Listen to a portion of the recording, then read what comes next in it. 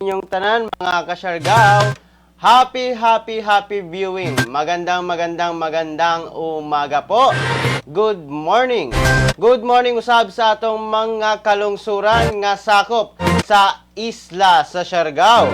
Ang dapa San Isidro del Carmen, San Benito, Pilar, Santa Monica, Burgos, General Luna og Socorro. Maayong buntag kaninyong tanan mga kasyargaw.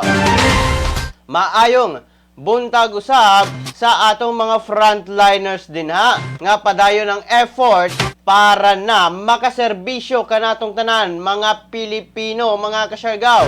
Good morning usab sa atong mga silingan nga kalungsuran og probinsya nga maabot ning Sibya, maabot ning live stream nato mga kasyargaw.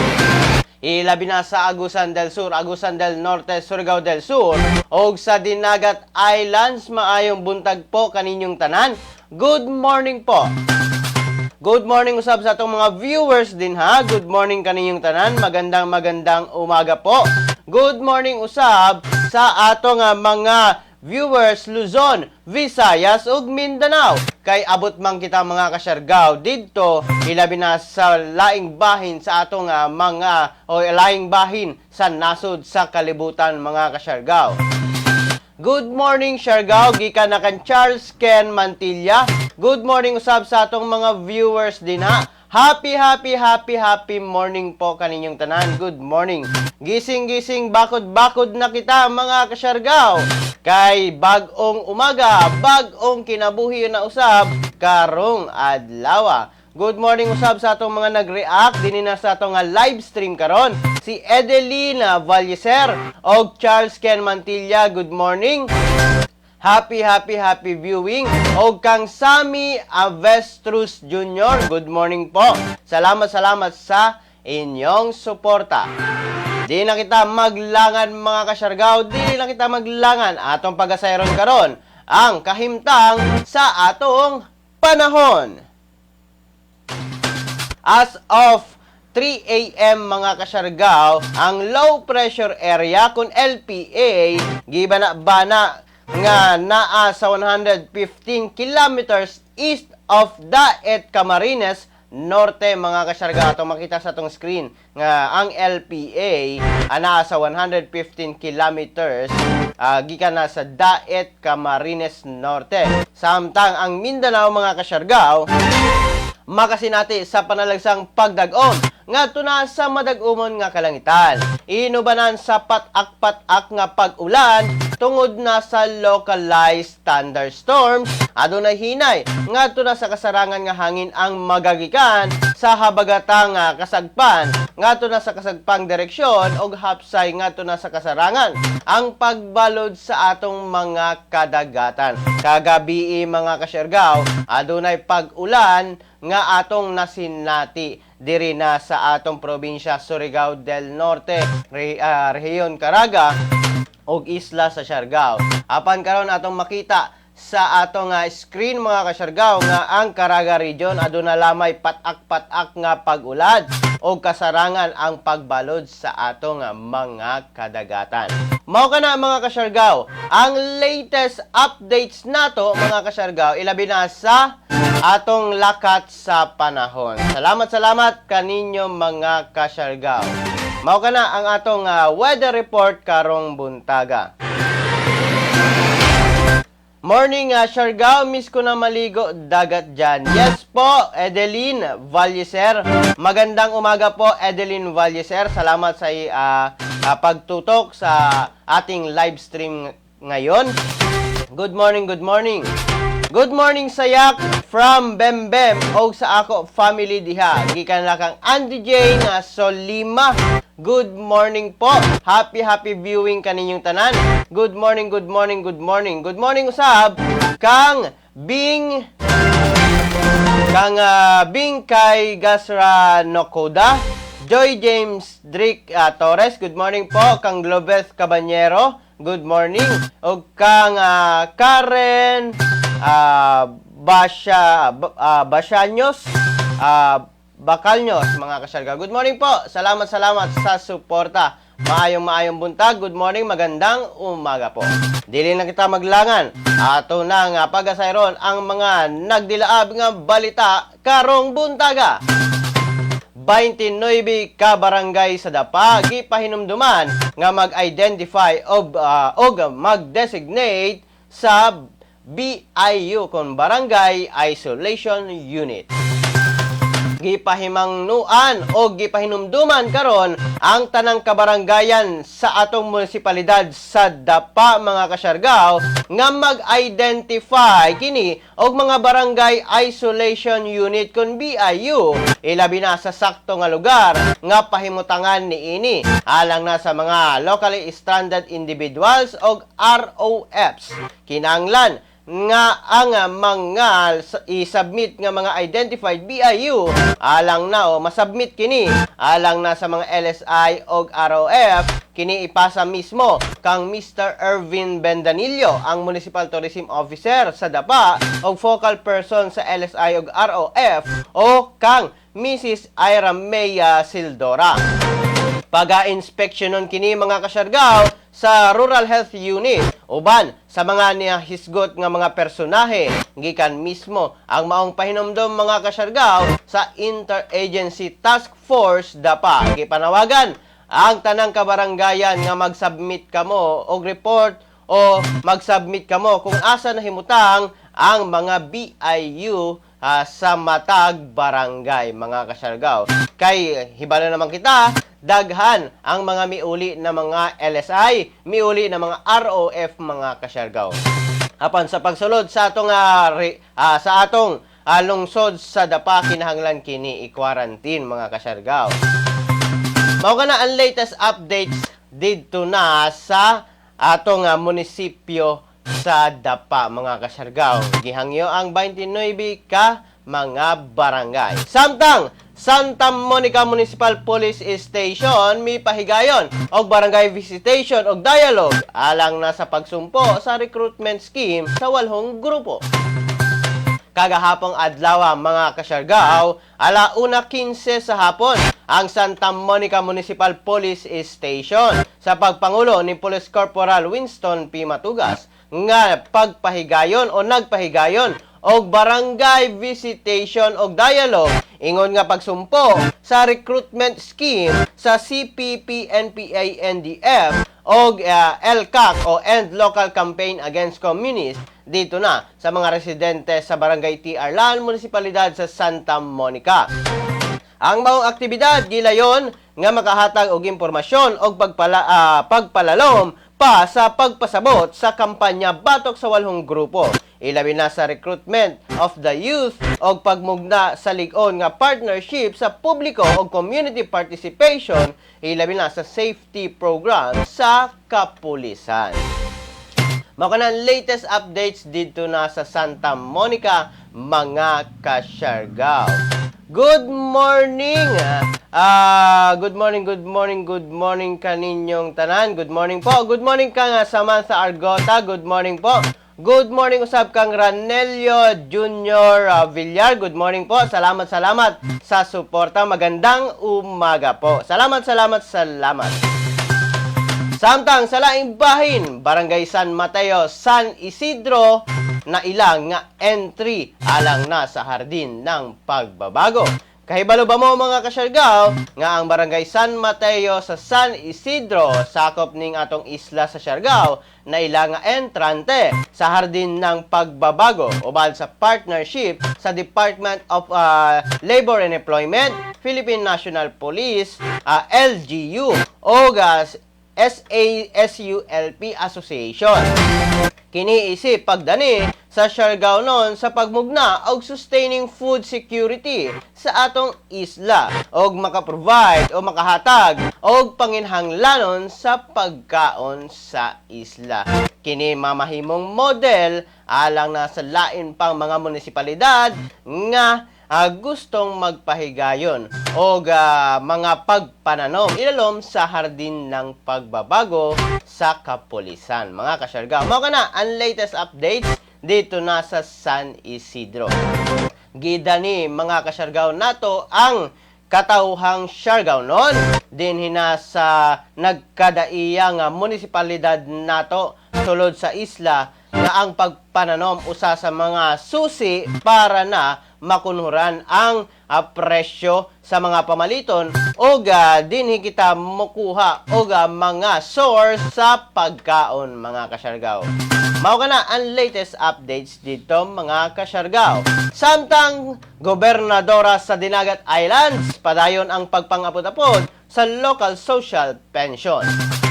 Padayon mga kasyargaw ang gihimong pagpangapod-apod sa local social pension o grocery items sa provincial government sa Dinagat Islands nga gipangunahan mismo sa gobernadora niini nga si Governor Kaka Bag-aw. Pinaagi na sa Provincial Social Welfare and Development Office kon PSWDO ngadto na sa mga persons with disabilities kon PWD sama sa mga bedridden o adunay mga psychosocial disability ni adtong niaging simana mga kasyargaw dito na sa lungsod sa Basilisa, Libho, Tubahon og Loreto. Gihimo kini dungan sa kasaulugan mga kasyargaw sa National Disability Prevention o Rehabilitation Week. Mismong gibalay-balay kini mga kasyargaw sa pagpanghatag sa ayuda. Mao kana latest updates dito na sa Dinagat Islands mga kasyargaw.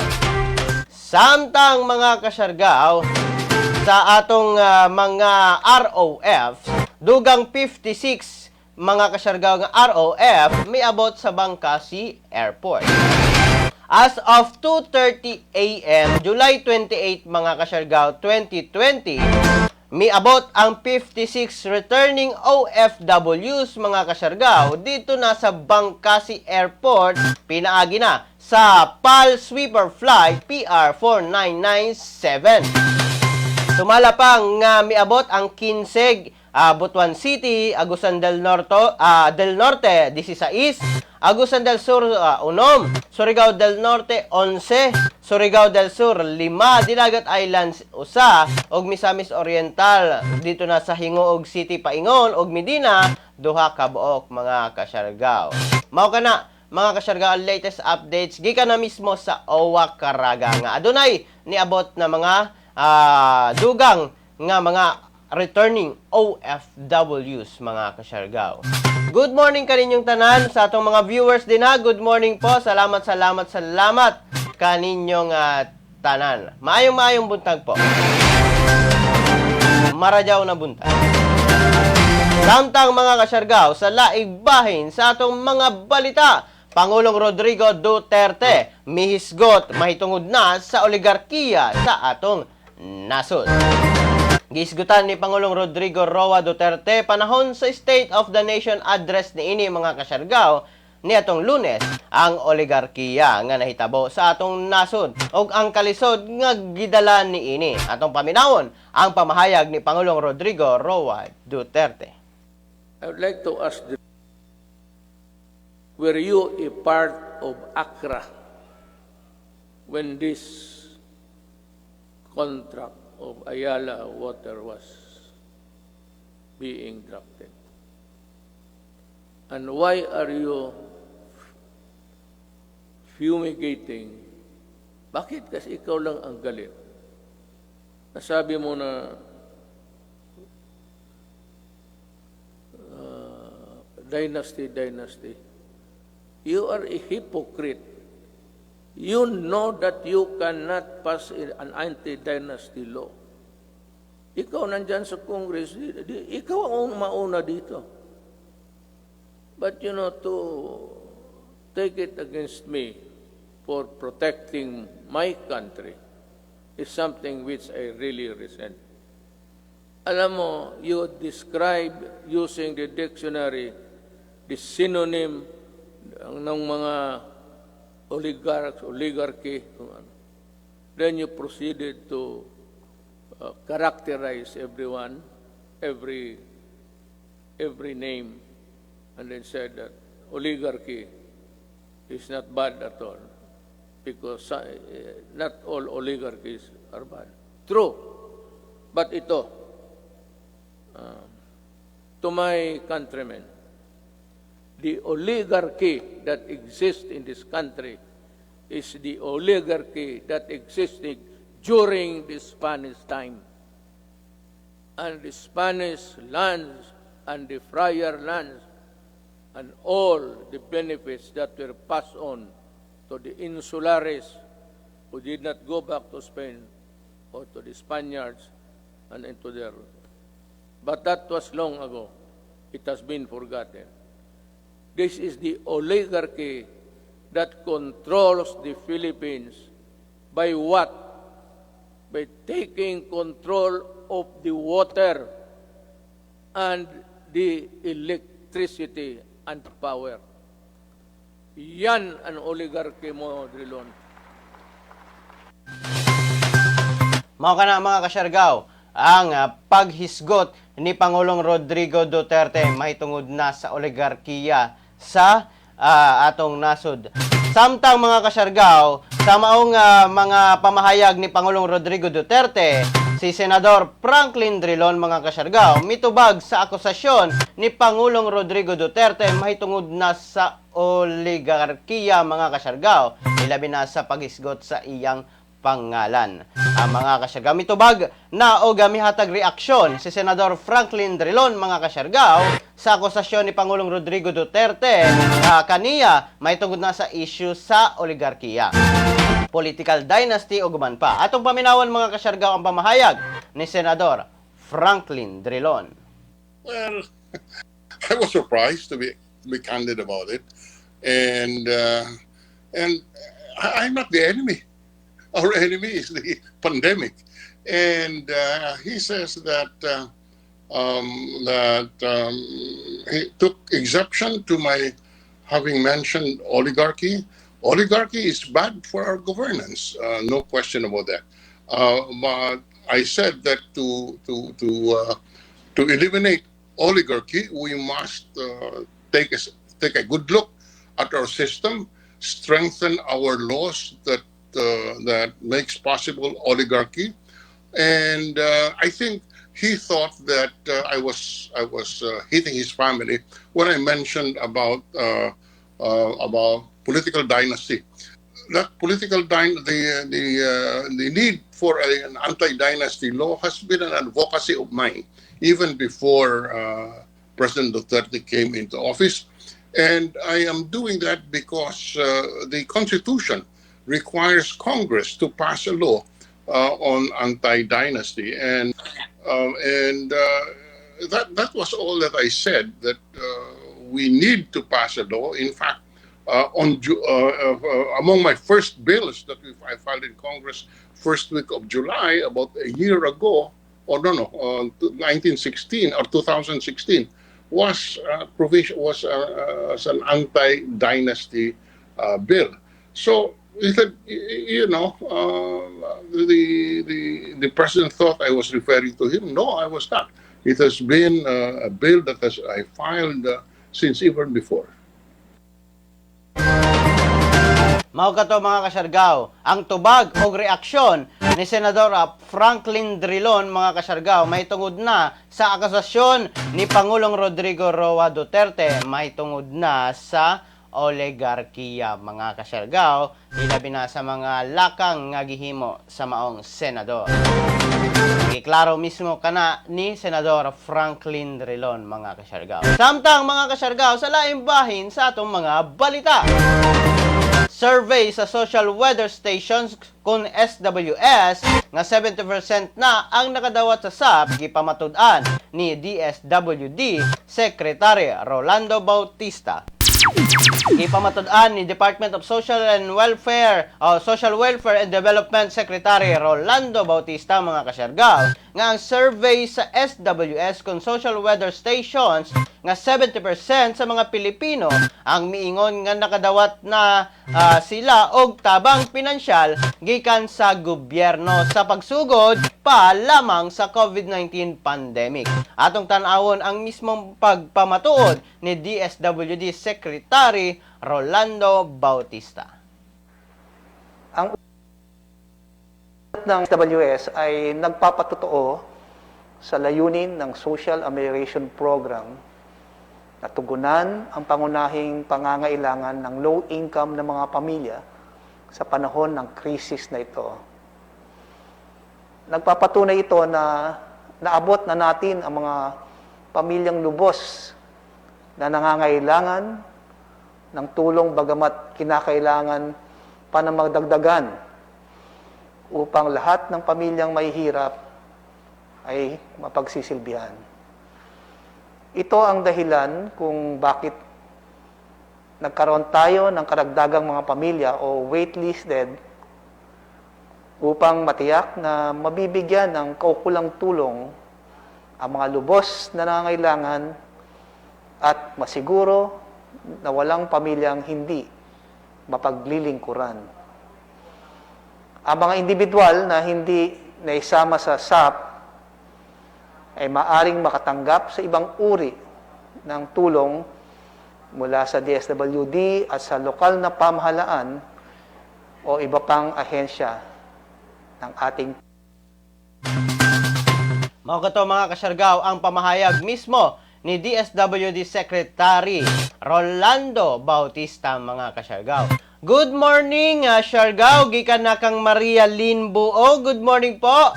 Good morning kang Marky Pacon, Marajaw na buntag Siargao og Marajaw na buntag Colminas family sa Dapa, Surigao del Norte. Good morning Marky Pacon og sa Colminas family. Good morning.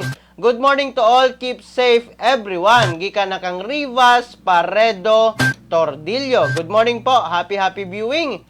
Good morning sa tanan. Good morning sa atong mga viewers din ha. Good morning sa atong mga viewers, sa atong mga frontliners, sa atong mga nagsuporta din hina sa atong programa Siargao TV News. Magandang umaga po. Happy viewing kaninyong tanan.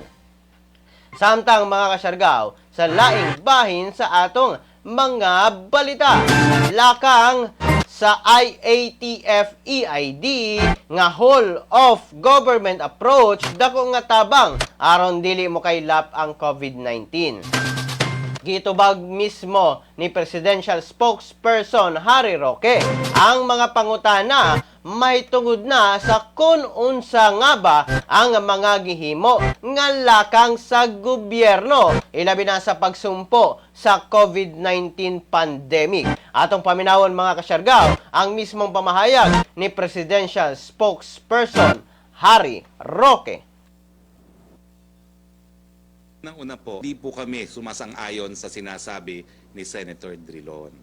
Dahil kung tayo po ay pumalpak na gaya ng sinasabi niya, nagkatotoo po sana yung forecast ng UP na 3.5 million ngayon ang may sakit. Sabi pa nga nung isang think tank, 20 million dapat ang merong sakit. Ang tanong, mataas ang numero siguro ngayon, no? Dahil ilan na nga ba ngayon? Pero hindi po tayo umabot ng 3.5 million na finorcast ng UP. So hindi ba ho yan ay pruweba na meron tayong mahakbang na ginawa na tama naman po? Pangalawa, tapatan na po tayo. Ihiwalay po natin ang IATF sa DOH. Kung kayo ayaw nyo ang DOH, ang DOH isa lang po yan sa ahensya na kabahagi ng IATF. Ang IATF po employs the whole of government approach. Hindi po yan mga politiko.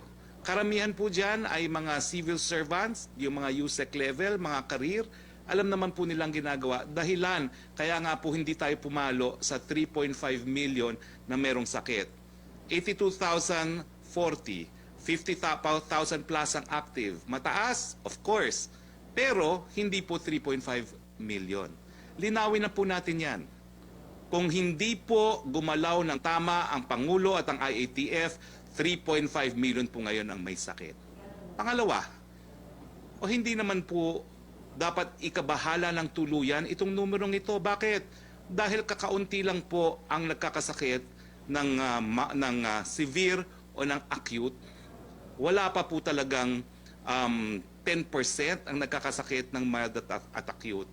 At bagamat 80,000 po ang ating total nga na kaso, 80,000 more or less, ang death rate wala pa pong 2,000. So 2% lang po, mahigit kumulang, ang ating case mortality rate. Ano ba naman ang gusto nyo pa? Alam ko po, opposition kayo. Pero sa panahon ng pandemya, hindi po natin kinakailangan na pinupolitika. Now, nagpapasalamat po kami kay Senator Drilon kasi bumoto naman siya sa We Heal as One Act, no? Wala naman po nag-object dyan. Pero siguro po, kung meron siyang naiisip ng iba pang pamamaraan, yan naman po ang trabaho talaga ng mga mambabatas, pagbigay ng pulisiya. Tignan po natin anong suhestyon ninyo sa pamamagitan ng panukalang batas. Pero kung meron naman po magandang ideya, bukas po kami. Wala po kami hindi pinakikinggan. Lahat po pinakikinggan, pati yung mga kritiko. At kinukonsidera po sa decision-making process.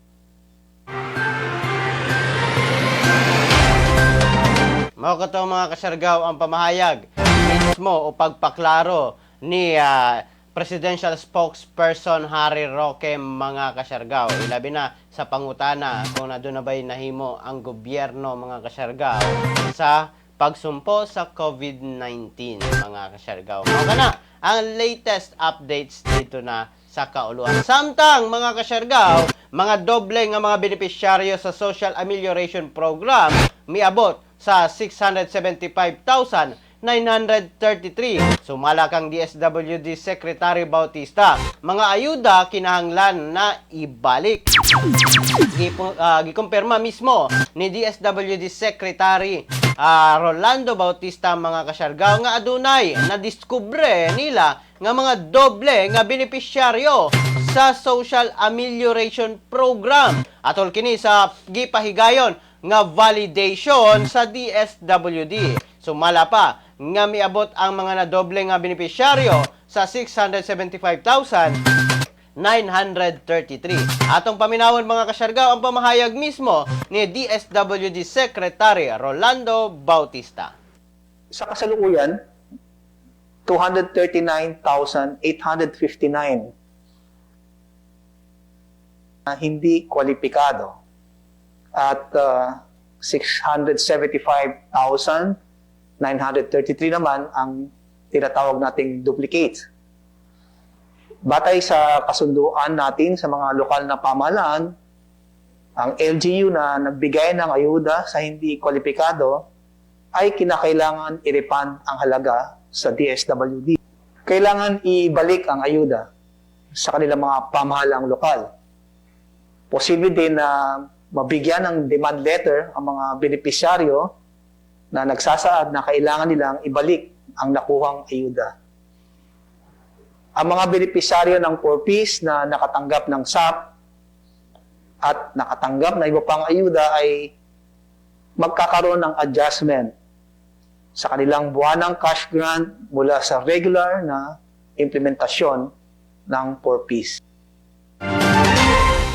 Mga kato, mga kasyargaw, ang pamahayag mismo ni DSWD Rolando Bautista, ang sekretary sa maong ahensya. Good morning, Siargao. Gikan na kang Albert Kumon. Magandang umaga po. Salamat sa inyong suporta. Samtang, mga kasyargaw, sa laing bahin sa atong mga balita. Mga pangutana, may tungod na sa kung unsa nga ba ang programa sa gobyerno alang na sa economic recovery sa atong nasod, gitubag ni spokesperson Harry Roque, mga kasyargaw. Gitubag, mga kasyargaw, mismo ni Presidential Spokesperson Harry Roque ang mga pangutana may tungod na kung unsa ba gayod ang mga giandam nga programa sa gobyerno alang na sa economic recovery sa atong nasod, samtang kita nakigbatok pa sa COVID-19. Atong tanawon ang tubag mismo ni Presidential Spokesperson Harry Roque. Sila mabuting mga presidente. Pero alam niyo po, itong SONA, nagkaroon na po tayo ng pre-SONA na tinatawag kung saan yung ating mga economic managers po, dinitali po yung mga hakbang na gagawin natin para tayo po ay makabangon galing nga dito sa sigalot na dulot ng COVID-19. Well, unang-una po, uulitin ko lang ilang mga pulisiya, no. Gagamitin po natin ang public funds, no, para mag-stimulate ang economy. Patuloy po ang ating BBB, patuloy po tayo magbibigay ng ayuda, patuloy po tayo magbibigay ng mga loan guarantees, at patuloy po tayo magbibigay ng mga pautang sa mga negosyo, dahil alam natin na kapag gumastos ang gobyerno, ito po iikot sa ekonomiya at magkakaroon po ng mga bagong hanap buhay yung ating mga kababayan.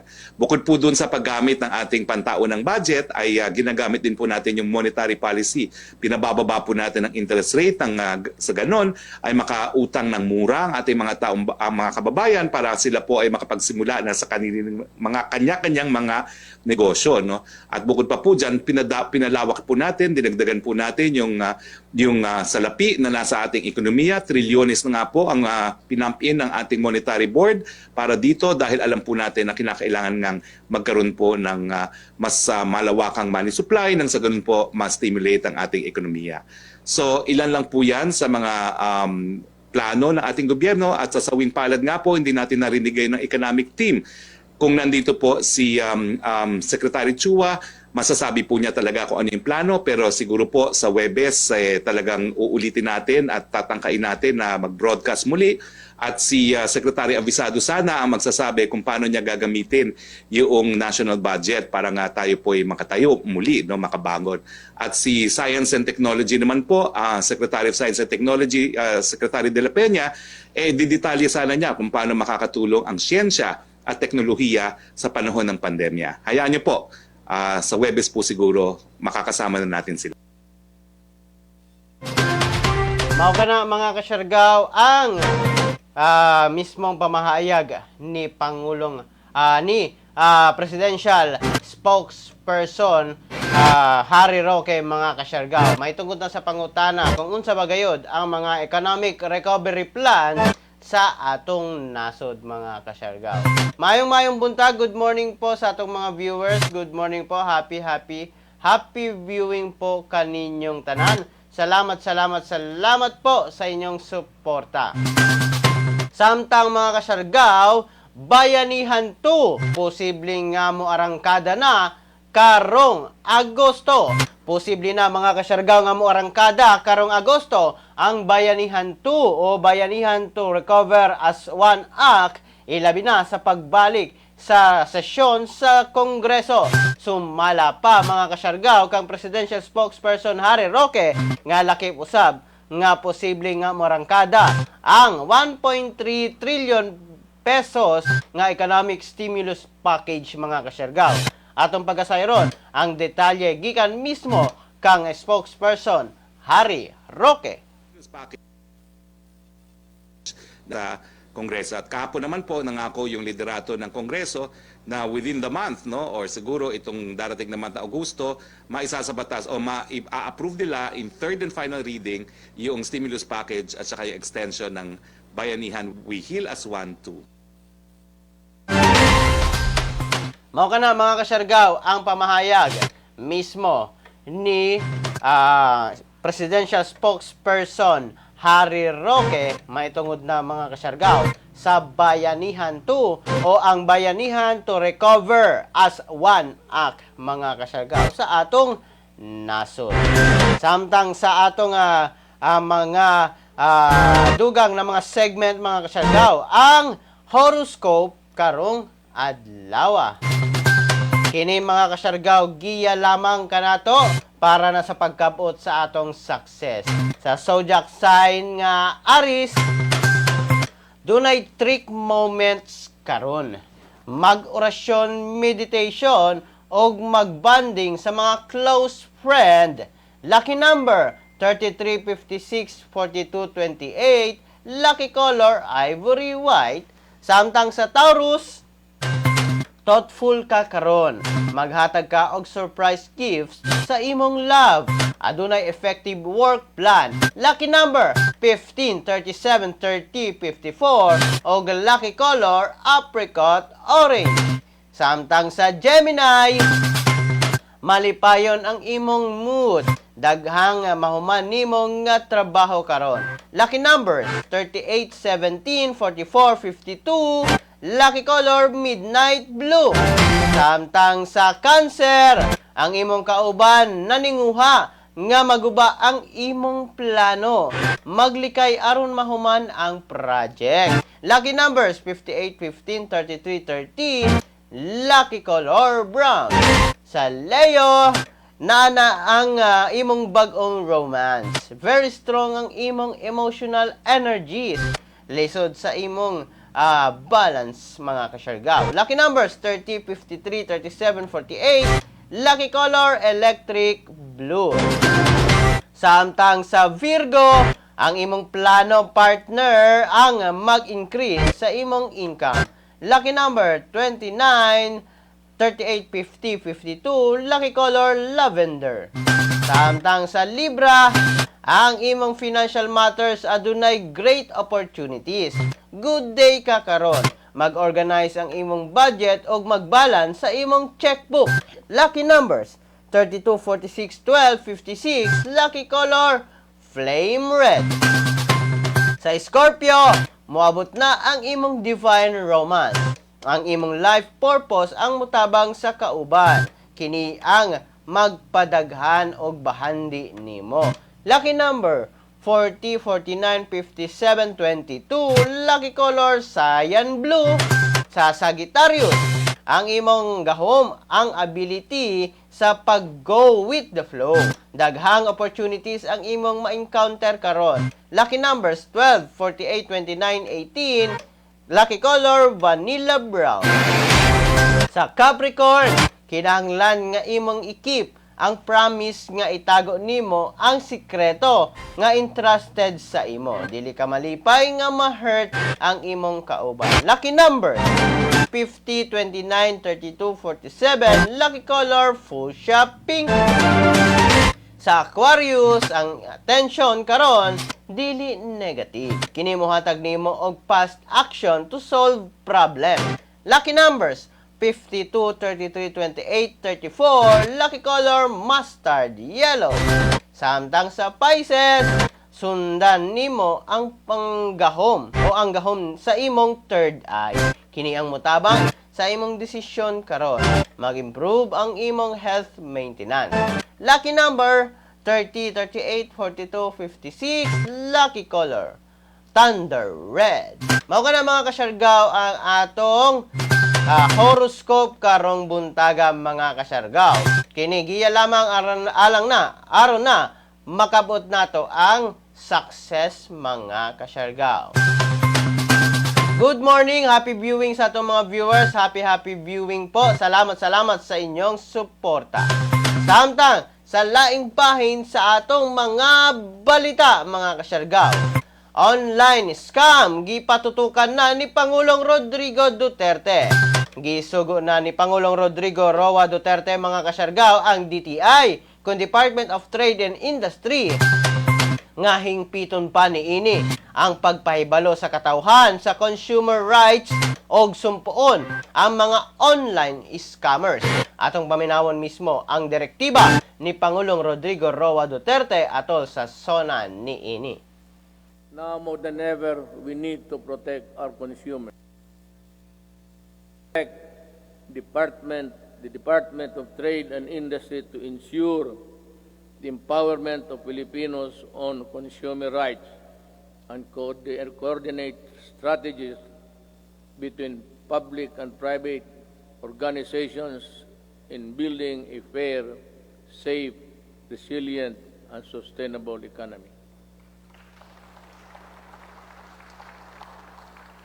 There are welcome developments for commerce and industry, but major economic activities take place in borderless environment with the meager regulatory controls. They expose consumers to various risks related to security, data, privacy, and misrepresentation. We must patrol the country's cyberspace and enforce online consumer and data protection and privacy laws. We must run after online scammers and those undermining the people's trust on the online transactions. We must continue to protect Filipinos in the normal and remind the world that we are responsible stewards of data. I am committed to protect both physical and digital lives of our law-abiding countrymen.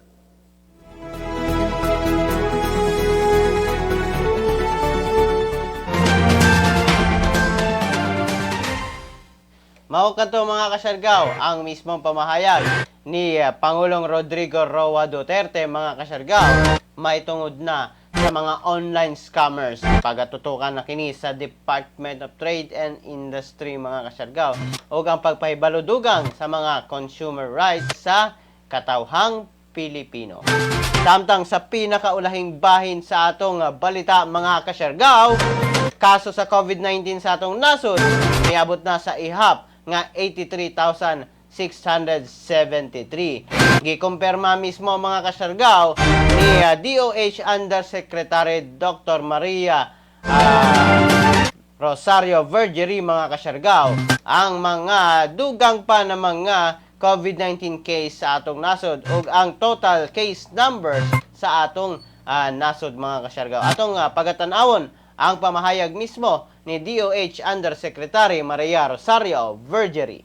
Para po sa updates natin ngayong araw na ito, makikita po sa inyong mga screen na mula po sa laboratory submissions kahapon na na-validate as of 4 p.m. today, July 28, ang ating active cases ay 55,109 at ang ating total confirmed cases ay 83,673. Kung saan ang nadagdag sa araw na ito ay 1,678 cases. Ang mga kasong naiulat po natin ngayong araw ay mula po sa submissions ng 81 out of 91 licensed laboratories. Sa mga datos ng nakarang araw, meron po tayong 173 na recoveries na nakita at na-report, kaya ang total recoveries na po natin ay 26,617. Sa deaths naman po, may 4 po tayong additional deaths reported. Kaya sa kasalukuyan po, 1,947 ang total deaths na ating naitatala. Ang ating pong case fatality rate today ay nasa 2.33%. Sa 4 na deaths na ito, 2 po ang nangyari sa July, 2 po noong June, 2 po dito ay galing sa Region 7 at 2 po galing sa National Capital Region. Ayon din po sa ating mga datos, ang edad po ng mga namatay ay nasa 32, 47, 60 at 80 years old. Ang 2 deaths na ito o 50% ay nasa 60 years old and above. Kaya naman po inuulit namin sa ating elderly population, sa ating mga magulang, sa ating mga lolo at lola na lalo tayong maging maingat ngayong panahon po ng pandemya. At patuloy po naming pinapaalalahanan po ang lahat na mag-ingat. Hindi po biro ang sakit na ito. Hindi po ito kumikilala ng edad o katayuan sa buhay. Kaya lahat po tayo ay dapat mag-ingat. Nasa kamay po natin ang kaligtasan natin. Mao ka na, mga kasyargaw, ang pamahayag, ang updates nato gikan na mismo kang DOH Undersecretary Maria Rosario Vergerie, mga kasyargaw. Ilabi na sa COVID-19 updates nato. Happy birthday, Andre Ibalya from Uncle Lucas. Gikan na kan Lucas Ibalya. Happy birthday sa tanang nag-birthday. Happy birthday kang Andre Ibalya, mga kasyargaw. Gikan na kang Uncle Lucas. Good morning po. Salamat. Magandang umaga po. Happy birthday. Happy birthday. Magandang umaga po. Maligayang kaarawan sa inyong lahat. Mao kato ang mga nahipos nato nga mga balita, mga kasyargaw, sulod sa 24 oras nato, mga kasyargaw. Ang atong programa, Siargao TV News, alas 6 sa buntag, Lunes hangtod na sa Sabado, mga kasyargaw. At ang ninyo kining nga programa kay maghatag kita ng mga latest update sa isla sa Siargao, probinsya Surigao del Norte, rehiyon sa Caraga ug sa tibuok nasod Pilipinas, mga kasyargaw. Apan karon dinhin na lamang kukutob, mga kasyargaw, hangtod sa sunod nato nga panag-uban sa atong programa Siargao TV News. Kini inyo nag-alagad sa live stream karon mga ka-Siargao, Kuya G. Moingon kaninyong tanan, pagpakabana, pagbantay, makisayod, aron dili kita mahisukamod. Good morning, ingat, Pilipinas!